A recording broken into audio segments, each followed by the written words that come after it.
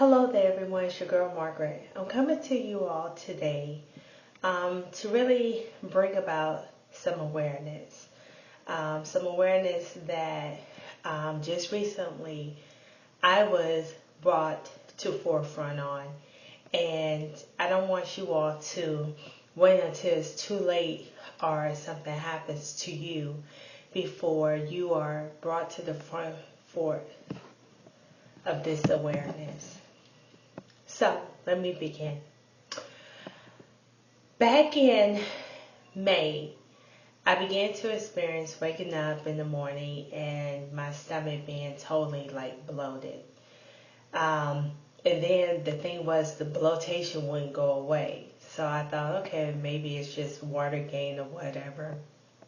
And so I went and I got my water pills, and so I'm taking water pills and all and peeing out the yin yang and everything, but experiencing that my stomach was not going down. And then experiencing that awful moment where people are like, oh, congratulations, you're pregnant. And it's like, no, I'm not.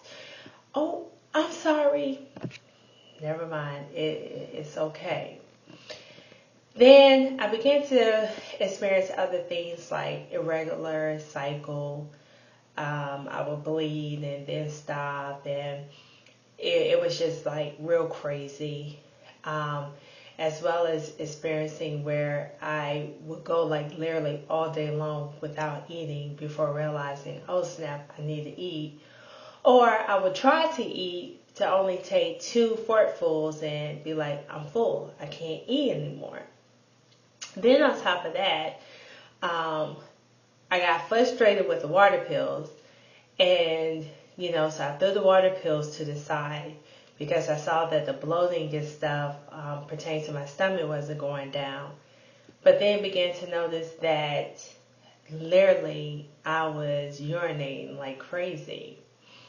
I could go to the bathroom and then boom, like maybe 5 minutes later, I'm back in the bathroom. And so I'm like, okay, what is going on? Why am I doing, why is my body going through this? And the last thing that happened was it seemed like I gained weight overnight.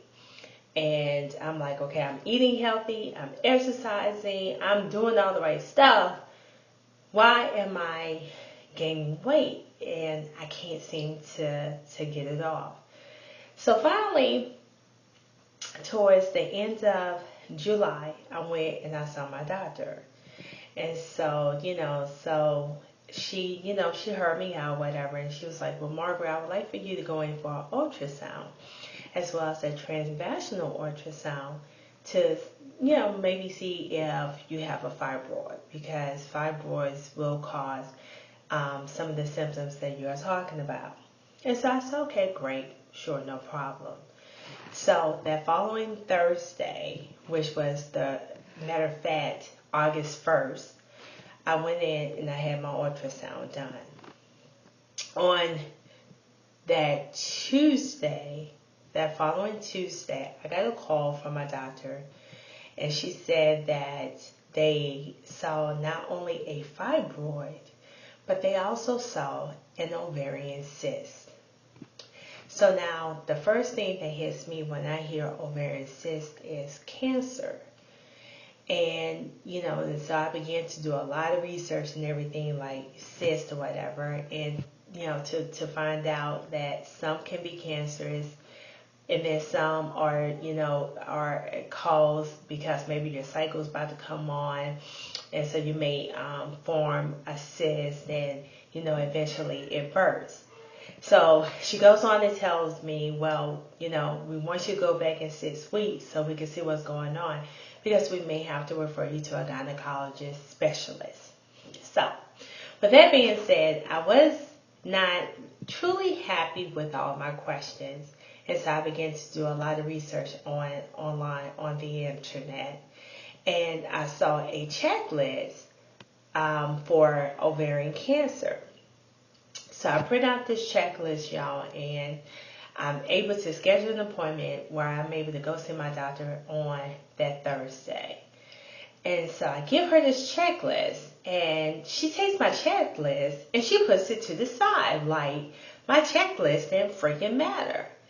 And all that mattered was, well, waiting 6 weeks to go back and have another ultrasound done to see if maybe the cyst has potentially burst, as well as to check the fibroid. And then what was so alarming was she printed out my paperwork and all. This freaking ovarian cyst is almost the size of my ovary. So it's a pretty big cyst, okay? So she goes on to say, well, your other symptoms may be from the cause of an hormonal imbalance. So they took blood work or whatever. I'm still waiting on those results to find out if my hormones are out of whack. And she was like, if it's because of the hormones, then we can definitely give you something to take for that. Well, me not being satisfied with her just putting my thing over to the side, and I'm thinking to myself, okay, come September, once I have this other ultrasound, if the fibroid is still there and has gotten larger or whatever, as well as if the cyst is still there, they're still going to refer me to a gynecologist specialist. Why don't I just go ahead and set up an appointment with the specialist now? So I'm going to be doing a follow-up video on, I go see the specialist on Tuesday. And I'm going to do a follow-up video as far as like me going into the doctor's office, as well as, just getting information as far as what to expect. And here's the crazy part about it all. Thursday, as I'm sitting in the doctor's office talking to my doctor or whatever, Dr. Oz, in which I literally record all his segments, had a segment Thursday on the silent killer within women, which is ovarian cancer. And no, I am not speaking cancer into my life, but what I am saying is I had a lot of the symptoms for having this. And I'm not saying that my cyst is cancerous. However, I am saying that I do have an ovarian cyst, and that I do know, as well as a fibroid. And he just talks about the different things that really, puts you at an increase for ovarian cancer. And so, I really want you all to be at the forefront of this. Bloating can put you at the forefront. Stress, being overweight, having excessive belly fat. Those are things that can put you at the forefront for having this. Eating too much dairy. The doctor said that it is recommended you only have no more than 10 grams of dairy a day. So maybe that's a glass of milk or, a little bit of ice cream, but not going overboard with all the dairy products, because they do cause, potentially can cause ovarian cancer. As well as I began to do some research as far as different foods and stuff. And one of the biggies is processed food. Another biggie is deli meat, because deli meat has sodium nitrate in it, in which that can cause cancer within the body.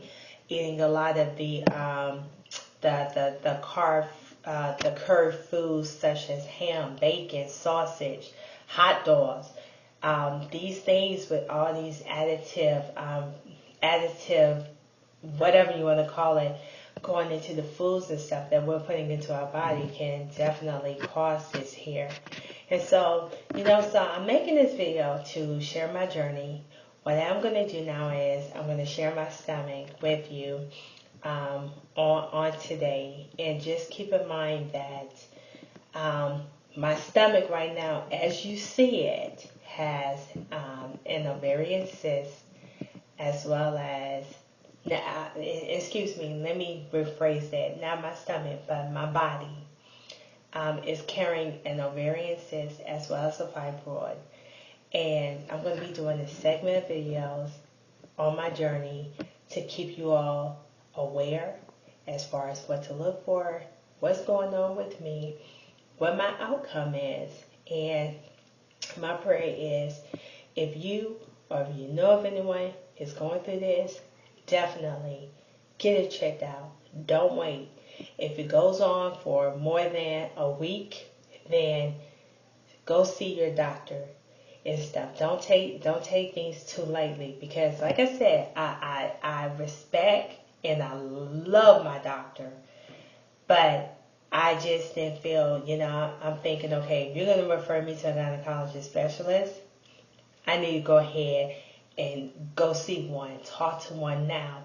So come September, I go in for my ultrasound on September the 19th. Come September the 19th,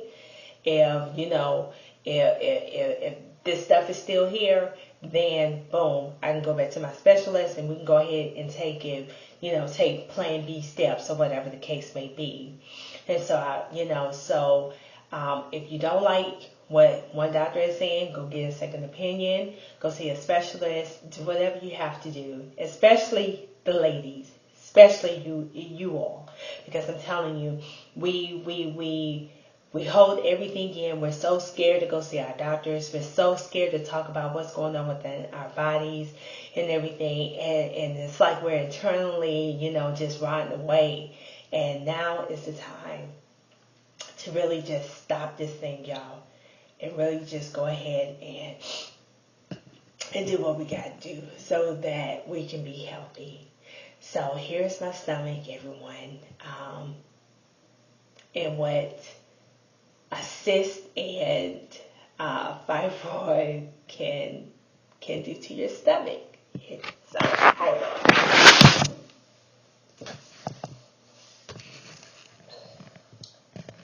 This is my stomach. And every day, mornings I get up and it's hard. It's just, it is what it is. But, wow, I think that was like the hardest thing. Anyways, this is your girl, Margaret.